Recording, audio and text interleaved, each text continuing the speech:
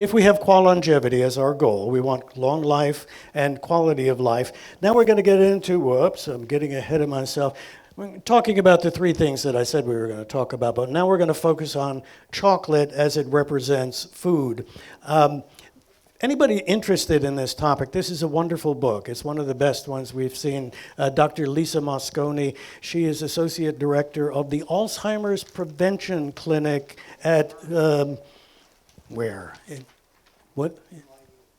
NYU. It's in New York somewhere. I'm blanking on the name, but I like that. Dementia Prevention Clinic. They actually have a whole clinic. They believe that you can do a lot of stuff. She's also a trained dietitian, and she's trained in integrative health. So she's a neuroscientist and a dietitian. So she has these wonderful things. And she says she has two main points. One is that you can prevent dementia by being careful about the food that you eat. Let me rephrase that. That makes it sound like that's all you need to do.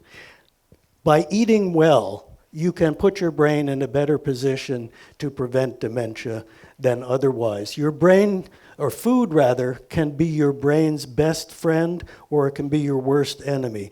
There are foods that you can eat that actually are poisonous to your brain, and to think of it as poison.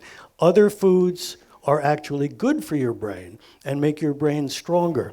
So very quickly, the obvious question then is, what are foods that protect your brain? And go back to Dan Buettner and the blue zones. This is what he found those people were eating. It's a plant-based diet, lots of vegetables, lots of fruit, not that much meat, particularly not red meat, fresh fish, cold water fish, which has a lot of omega-3s, which are the good kind of fats. You have to know the good fats from the bad fats.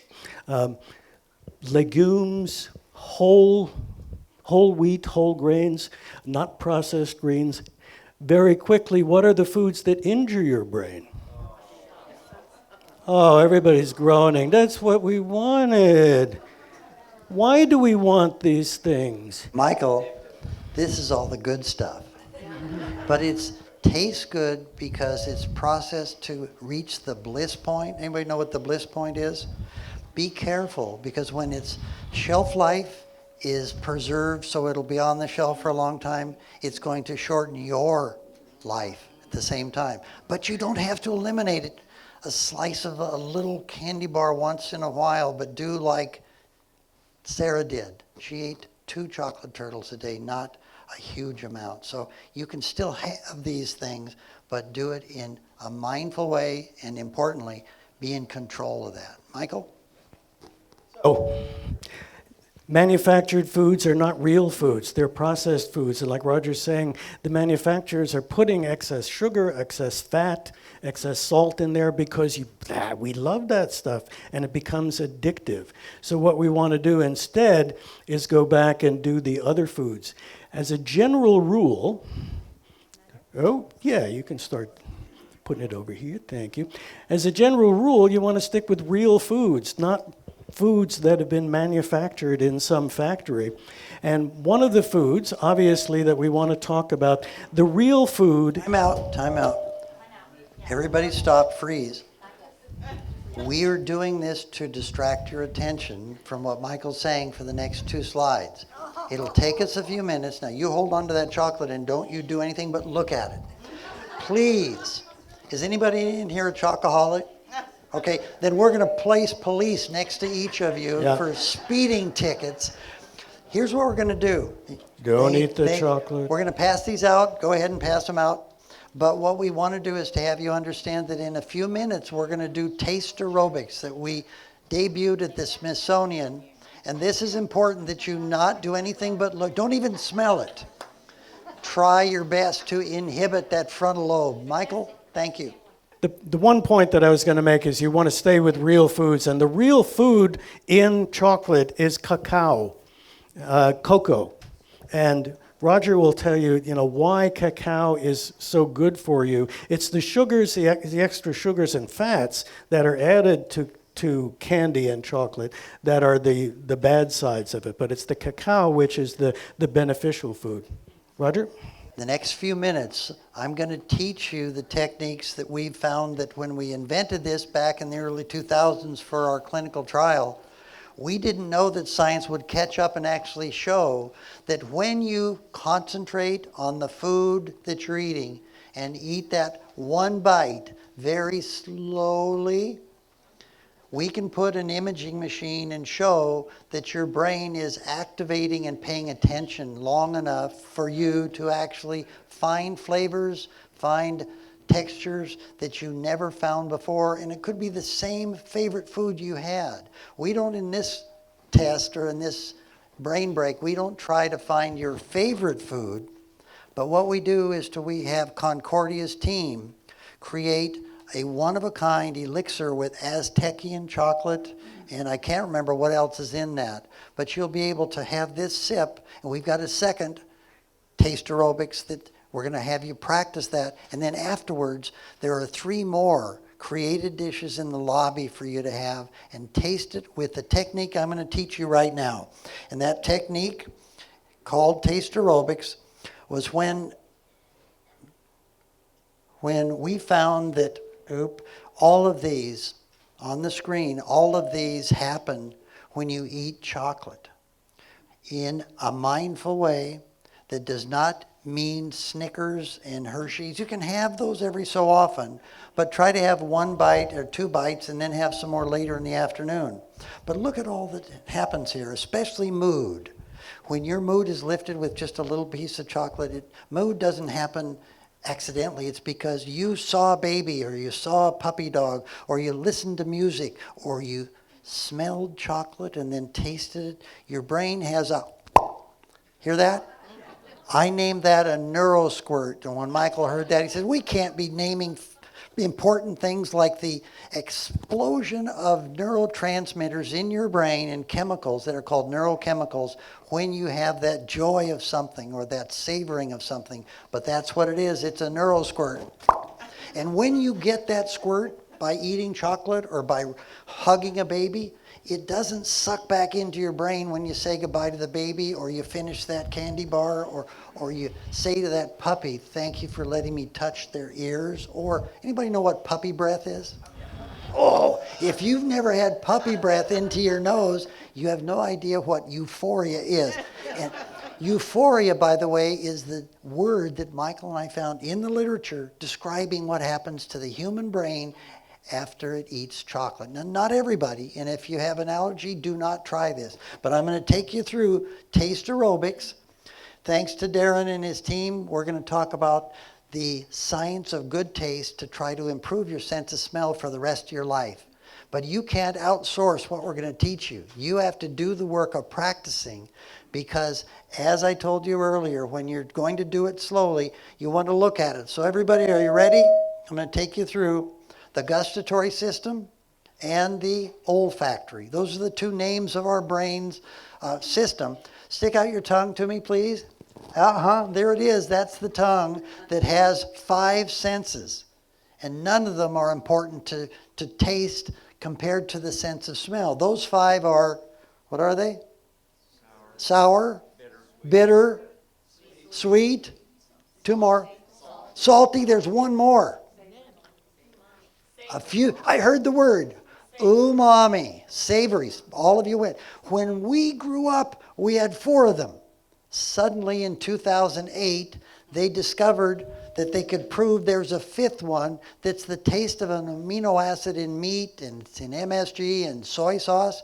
It was discovered not in 2008, it was discovered in 1908. A Japanese scientist wrote a paper and was told, no, there are only 4. And we think there may be a 6th one coming that's in the fat that comes from meat. But beside the point, if you shut your nose and you taste that chocolate, all you'll taste is sweet. You'll have no other. If I put not dark chocolate, but white chocolate, or I put a caramel piece in your mouth, if you didn't know which one it was, shut your nose, it'll taste sweet. It's all you're going to get. But with dark chocolate, you get a little bit of bitter, a little bit of sweet. We're not going to waste time having you plug your nose, but that's one of the techniques, to plug your nose until your oven. We're going to have you smell it in a moment, then you put it in your oven. Your oven is, what's your temperature of your mouth? 98.6. This room is 72. Within moments, that chocolate will start melting.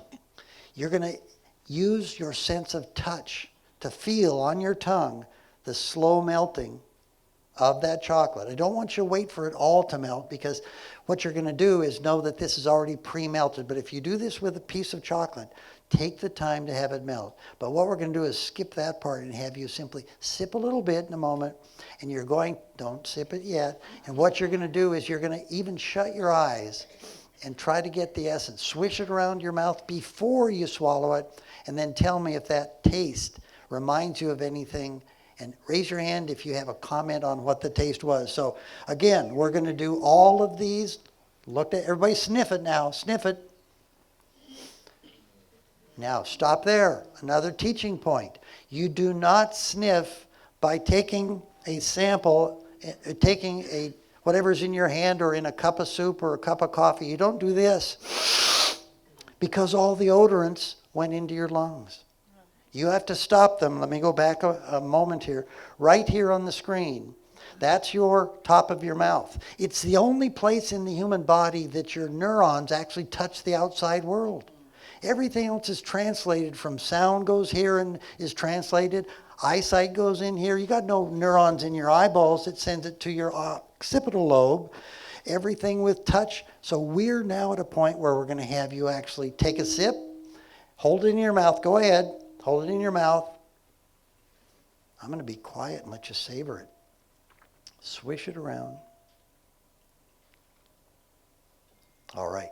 Michael, are you ready to keep going? Because what we're going to do is to have you go ahead and sip that. You're going to get a second treat, but it's not chocolate. And if you like this or love it, Darren's got some more downstairs after we finish. Michael, let me shut off, and I'm going to have... All right, so this was your little chocolate fix. Everybody got their... You can go ahead and sip the whole thing now. Chocolate. Now we're going to move on to affection. And why is affection good for your brain? And we want to start out, go back again to chocolate. And chocolate seems to be associated with romance. And Valentine's Day. And we wonder why. Roger, does it have to do, you think, with just from Hershey Kisses? No, it has to do with the chocolate. But how many have been to the Hershey's factory? Anybody? Did you see how they made the Kisses on the Kisses line? One of you, I've never been there, but we used to do this talk, and I explained that kisses were tied to romance because you kiss somebody, and they said, oh no, it's the sound the machine makes when it plugs those out. But we tie that to romance for lots of reasons. Chocolate. And, of course, this is the big holiday for it. But we're here as neuroscientists. So when I found this at Oxford, I'll tell you, when I found a study at Oxford, it's a small study and one that gets a surprising ending of something they didn't intend in the first place. But here's what happened. Very quickly, you have you two. I'll use the couple. What's your name again? Claire. Claire and Oliver. They could be in the study as students, and they would have EEG caps on. All of their brain waves, location and intensity of their brain's activity is being monitored and recorded. They are a couple, so when they kiss, we found out that in their brains, they had a place every time they kissed that really spiked. They also had people who were strangers kiss. Same place in each brain, it spiked less. So there's intensity and location. Their goal was to record location. Could they prove that both Claire and Oliver have the same place in their brain every time they kiss? And then once the study was underway and they had proved it, they still had some more testing to do because they don't tell the students what this is about. At the end, they said, we've already proved what we needed. We know where and how intense a kiss is. Let's feed them chocolate this week. They fed them chocolate. To their surprise, the same place in Claire's brain lit up, the same place in Oliver's brain, and importantly, the intensity was registered. So they said, well, we got a horse race. Let's figure out what wins. Is it chocolate that is more intense in that love spot, or is it kissing that's more? How many say that it was kissing? How many say chocolate? It is. It was chocolate. That's right. And that's a tiny study, but it does tell you that you can control your emotions by hugging someone, and it's in the same spot as a little piece of chocolate. Michael, are we moving this to you? Okay. I think I told you that euphoria that's the term that's used, and that's what we want. It isn't euphoria like that's the biggest thing you've ever done, but if you can keep your life a little bit better by having those hugs and finding out something that gave you joy then and continue to give you joy now, your brain changes with a lot of neurosquirts. What's happening in this, when you get euphoria because your brain produces natural opioids, like opium, but it's a natural opioid, your anticipation of the chocolate when Roger was teasing you, that's actually dopamine, which is another neurotransmitter that creates oxytocin is frequently associated with love. It's called Roger was pointing out to me, it's called the cuddle chemical by some, the love chemical. It's produced when a woman gives birth to a child. Oxytocin seals the bonding. It creates a bonding between mother and child. There's even some oxytocin and vasopressin that is expressed in the male because it's useful for the male to actually stick around and help the mother raise the baby. So there's a chemical response to try to create this bonding. So it's all of these, food creates chemicals, and what's interesting and intriguing is that social relationships produce chemicals that produce behavior. So socialization produces all of these things, including oxytocin. And we are, like many mammals, a social species. There are some species, some primates even, that just they mate and then they go off their separate ways and they live by themselves. We are not that type of species. We're a species that must be with each other. We need each other. From the moment we are born, children cannot survive unless they have a mother, and they have actually an extended family. Alloparents, it's called, other than parents who can help the parent, because one mother frequently cannot do it by themselves. So we do all of these things together throughout our lives. And the point here, the major point is that when we are together, we have evolved to feel good.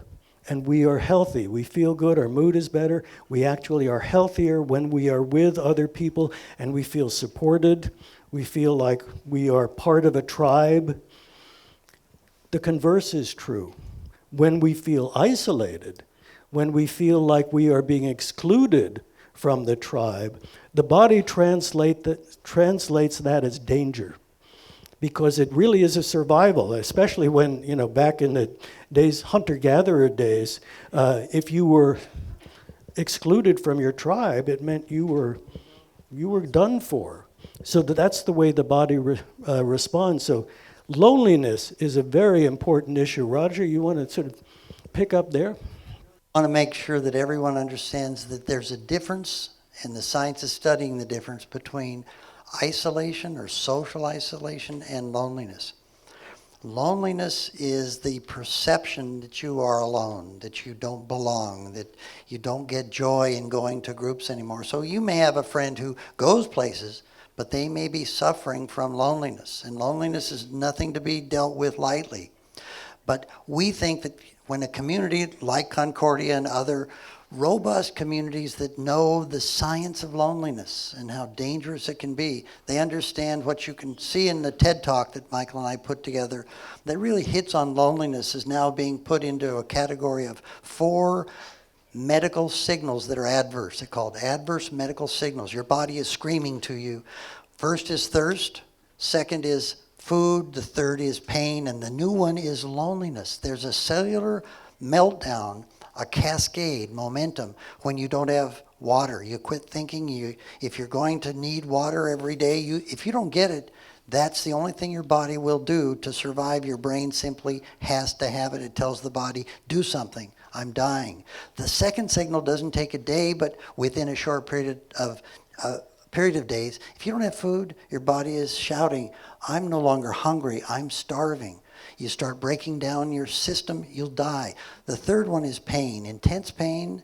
If you have chronic pain, you've got to do something about it or you can't think straight. It'll compromise your entire cellular system, and now called an epidemic of loneliness in this new world of people who are no longer bonding like they used to, is perhaps the most insidious, because people who claim, I like to be alone, you have to be careful, because the new studies show there's a molecular meltdown of people. Their lives are shortened by 7.5 years if they're diagnosed to be alone. It's worse than being a heavy smoker. And it's worse than being morbidly obese, 7.5 years cut off your lifespan, and worse, more years are cut off on your health span. But the nice thing about it, the good news is, you can break that chronic loneliness with the new techniques of simply having people engage in life. And Michael and I will talk about that at length, but not today. We're going to get to our next area, because we only have you for a few minutes. But here's a way to think about this. The two ways are to have emotional and social isolation or engagement. So when you can go and get joy by being with a group that is having joy, that is doing things that they all are doing the same thing. You take the Oklahoma Thunder, when they are in the playoffs and the whole city, it's called the elevation theory. It means that when you make the playoffs and when you get to the second round and when you win the Western Championship, when you're in the finals, your brain is healthier. The whole community is healthier. So you have ways to engage people by getting them to where joy is happening and let them be part of it. Now what time is it? Time for brain break. Okay. If you want to stand up, you can, because for sake of time, we're only going to talk about this for a few minutes, and you listen and stand up or get some blood flow.